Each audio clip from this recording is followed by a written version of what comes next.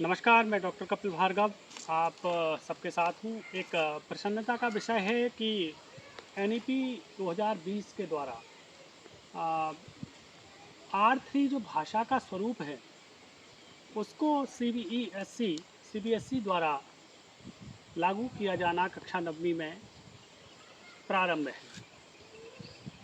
एक कहीं ना कहीं एक प्रश्न चिन्ह एक ऐसे सीमित वर्ग के द्वारा लगाया गया है इस विषय पर।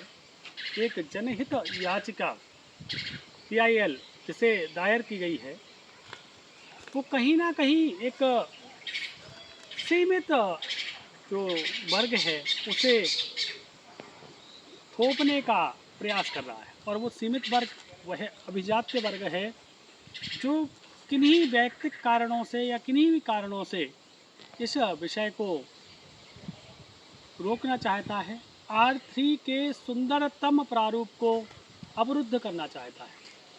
R3 का जो प्रारूप है वो भारतीय भाषाओं के विकास को, भारतीय भाषाओं को छात्रों तक पहुंचा सकें, उन भारतीय भाषाओं के साथ साथ हम भारत को छात्रों तक और अच्छे ढंग से पहुंचा सकें, इस बात को रखता है।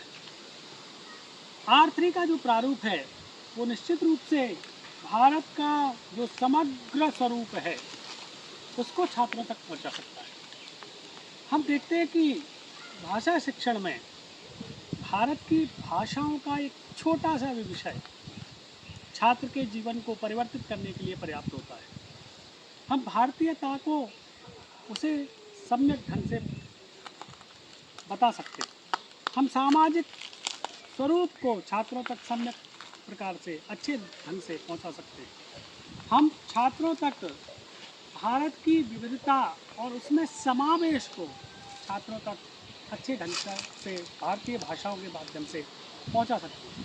विश्व में बहुत सारे ऐसे उदाहरण हैं जिसमें विभिन्न देश अपने राष्ट्र की भाषाओं को, अपनी राष्ट्र की संस्कृति को एक गौरव के रूप में स्थापित करते हैं।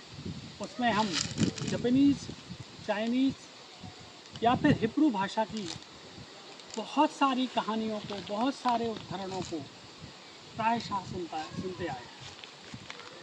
भारत में भारत की भाषाओं में को पढ़ने से छात्रों को बहुत सारे लाभ प्राप्त होंगे। जैसे एक लाभ की मैं बात करूं, पहला तो हम भारत की संस्कृति को सम्यक तरह से पहुंचाने के लिए छात्रों को भारतीय भाषाओं में ज्ञान दें, तो निश्चित रूप से भारत की संस्कृति को भारत के लोग अपनी ही भाषा में अच्छे तरीके से बेहतरीन ढंग से समझ सकते हैं।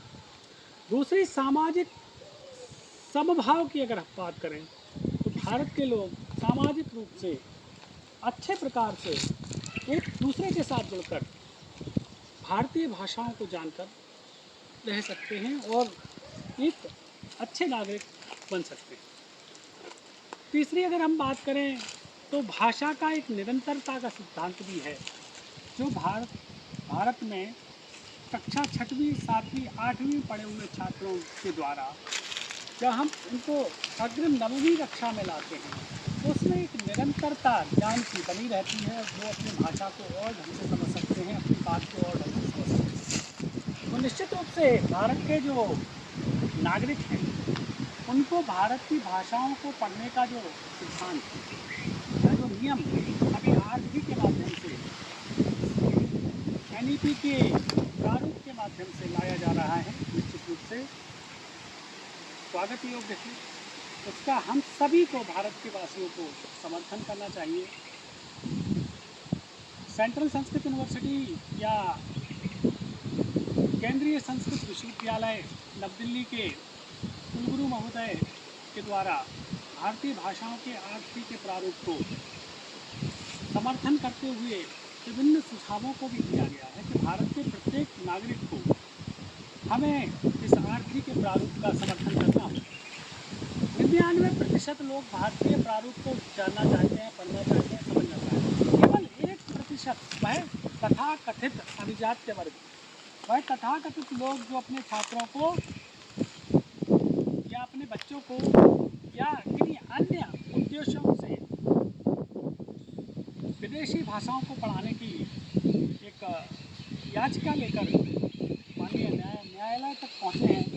निश्चित रूप से 99% छात्रों का अनदेखा कर उन 1% लोगों को की याचिका पर अगर अमल होता है तो यह प्रश्न भी एक चिंतनीय विषय हो।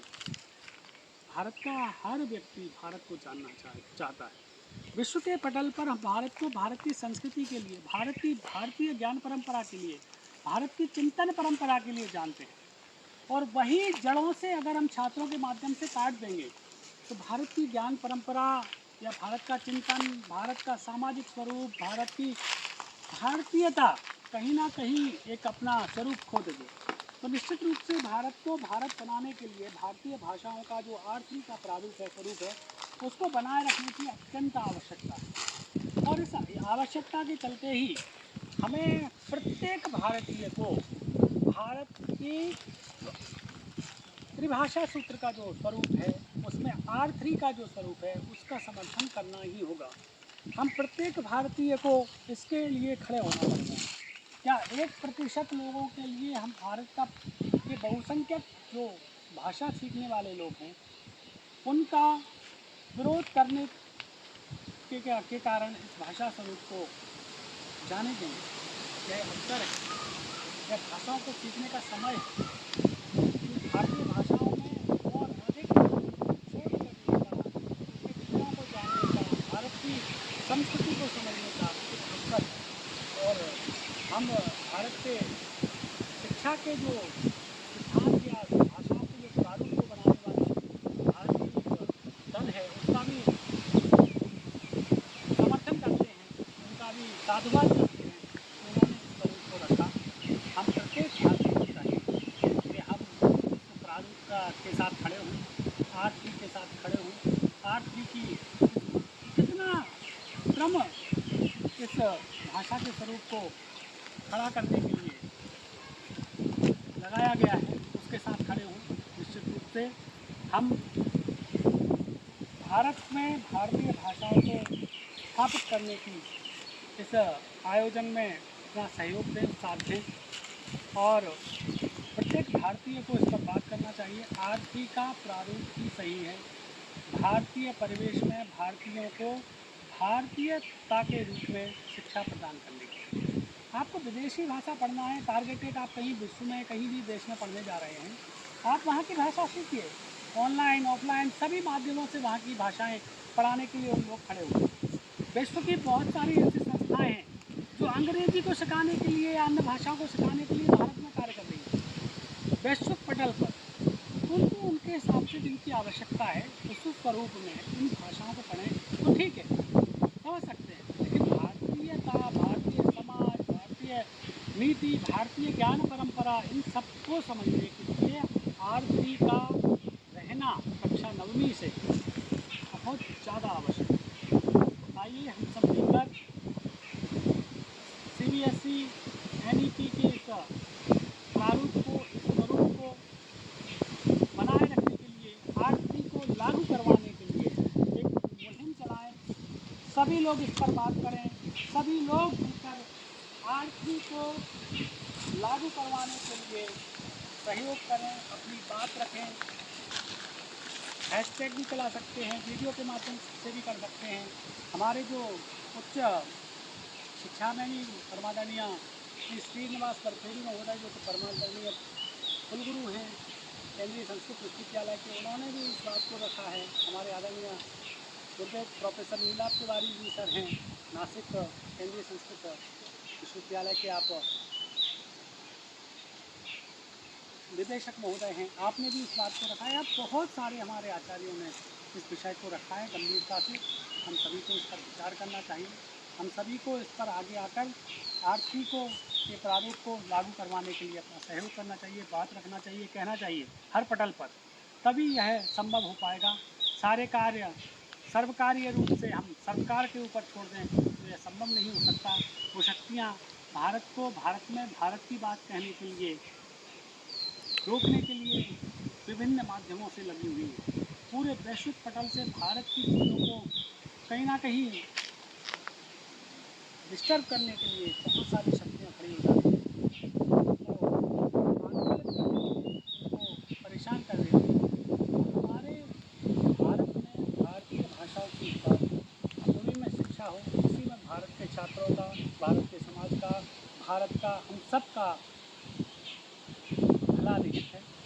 तो मेरा आग्रह है आप सभी से, भारतीयता के लिए, भारतीय भाषाओं को आगे लाएं, आरती का आप सभी समर्थन करें, यही मेरा आप सभी से आग्रह है।